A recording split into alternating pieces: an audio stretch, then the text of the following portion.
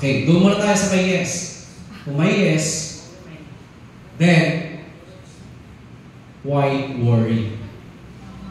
Ang ibig mong sabihin dito sa slides na to, ano man yung problema, mabigat man, maliit, malaki, ano man huyaan, basta problema huyaan, na nagtitrigger sa inyo ng stress, ng anger, ito lang po ang lagi nyo gawin. Kung ito yung problema, dapat laging iisang direction ka lang. Ano huyaan? Do not worry. Do not worry. Okay? Natanong ko ulit kayo kanina. Do you have a problem? Yes. Yes. Can you do something about it? Doon naman tayo sa, kasi may yes na. Doon naman tayo sa? No. Then why worry? Wala ka naman palang problema eh. Nakuha na niyo. Tinanong, wala ka naman palang magagawa.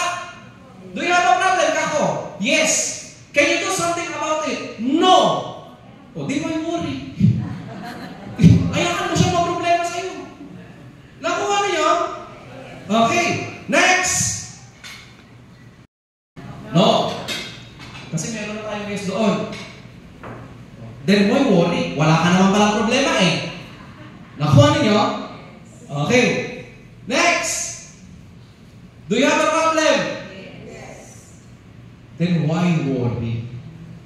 Kahit na may problema, stop worrying.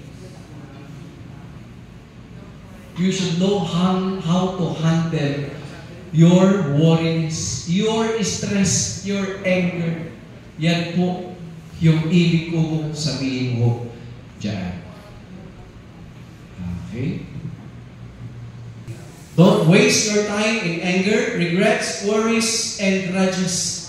Life is too short to be unhappy.